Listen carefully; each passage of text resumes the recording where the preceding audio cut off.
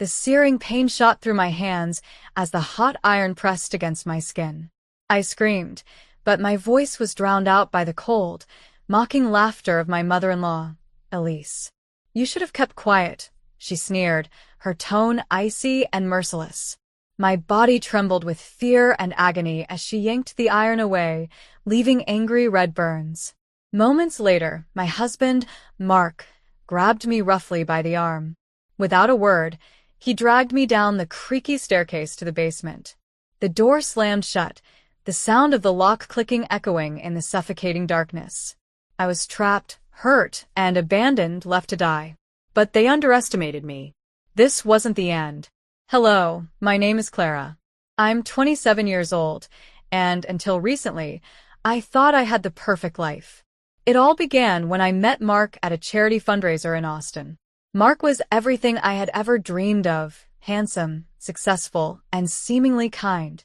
He was 8 years older than me, confident, and knew how to sweep me off my feet. I was naive, enchanted by the fairy tale he sold me. Looking back, I should have noticed the warning signs. Mark came from a wealthy family, and their $3 million house was a spectacle. The first time I visited, I felt like I had stepped into a palace. The grand chandeliers, marble floors, and sprawling gardens were mesmerizing.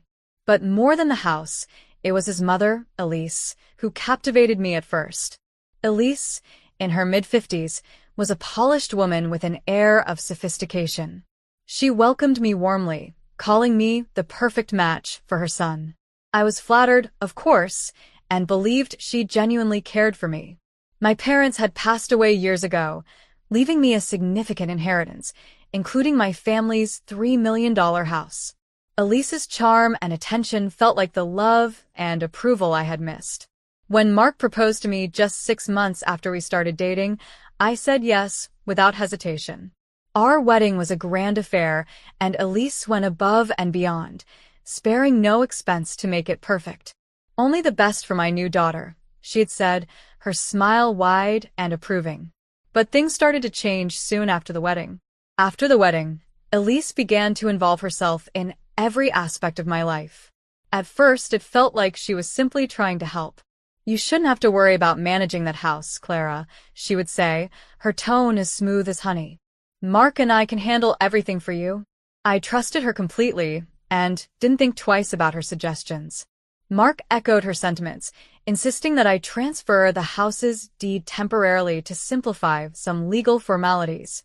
His persuasive smile and soothing words made it seem so reasonable. "This is just to protect you, Clara," he said. "Trust me." I signed the papers, not realizing I was handing over the rights to my family's house. At the time, I felt safe with Mark and Elise, but the cracks in their facade began to show. Mark started pulling away, often claiming he was busy with work emergencies. Elise's demeanor shifted from warm and welcoming to controlling and overbearing. She was always around, monitoring me, offering unsolicited advice, and making subtle remarks that made me feel inadequate. One evening, while organizing some papers in Mark's study, I stumbled upon a folder. My curiosity got the better of me, and I opened it. My heart sank as I saw documents with my forged signature transferring full ownership of my house to Mark and Elise. I couldn't believe what I was seeing. My hands trembled as I pieced together the betrayal. The constant meddling, the sudden interest in my finances, and Mark's growing distance. It all made sense now. They had been plotting this from the start.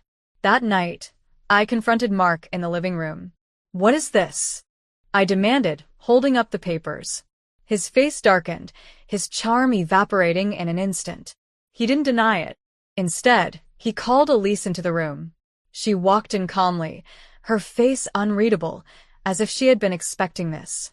"Clara, dear," she said, her voice laced with condescension.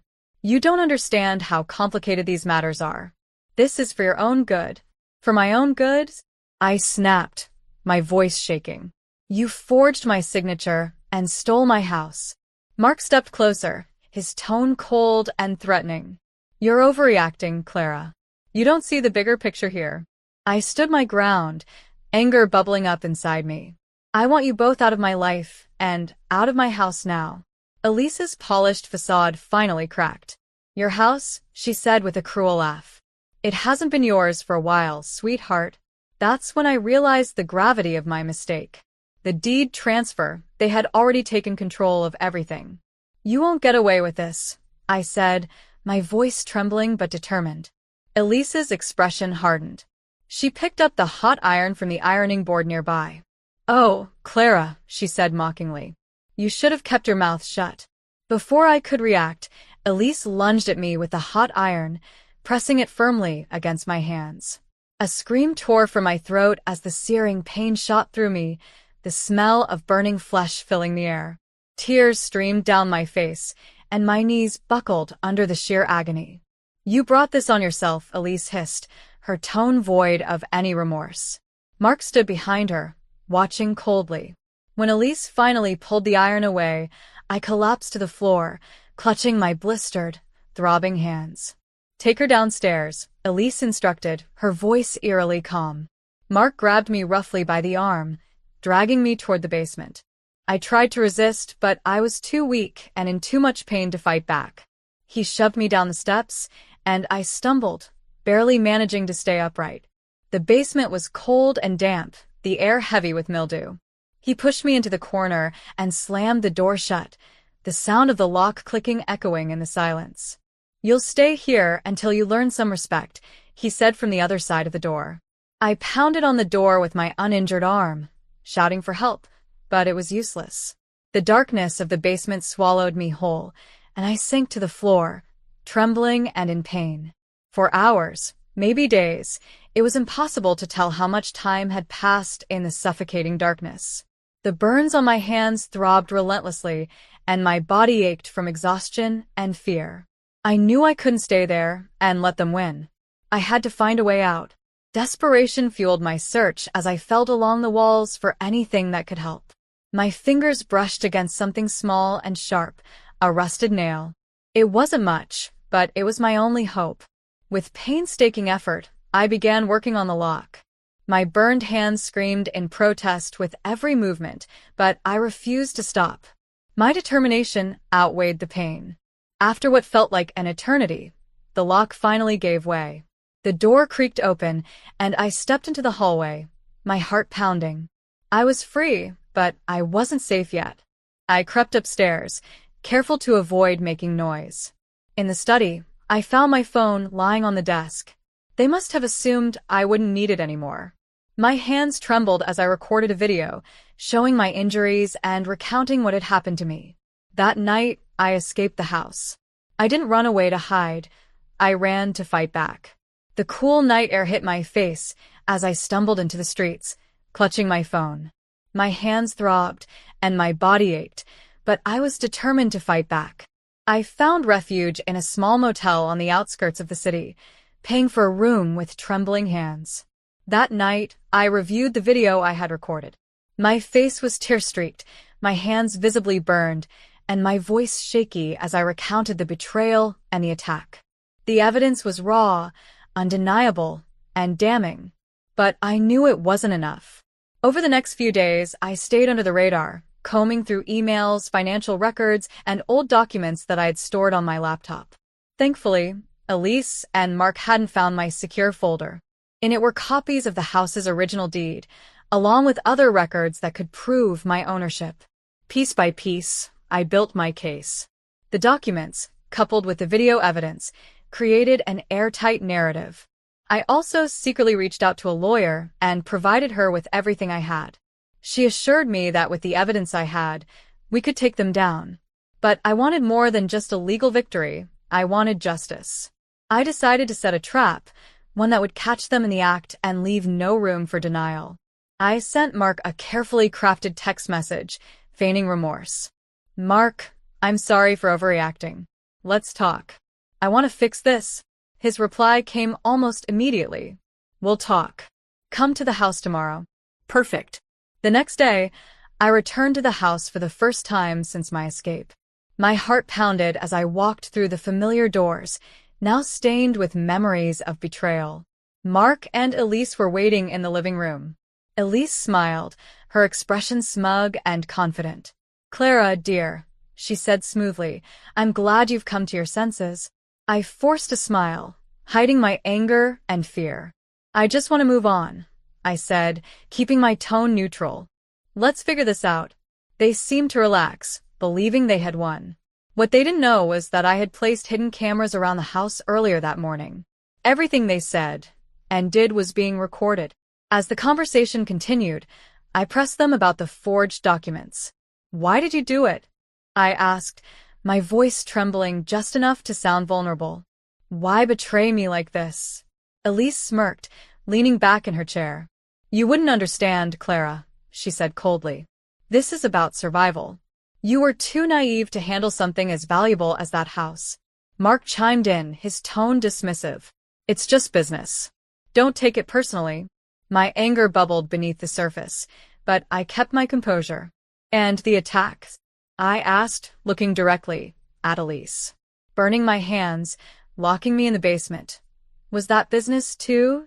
Elise's smile faltered, but before she could respond, I stood up. "You won't get away with this," I said, my voice firm. Mark laughed, a cold, hollow sound. "What are you going to do, Clara? Go to the police? They won't believe you." At that moment, the front door burst open, and police officers swarmed in. Elise's face twisted in shock, and Mark froze, his arrogance replaced with panic. The officers apprehended them both, reading them their rights. As they were led away in handcuffs, I felt a wave of relief wash over me.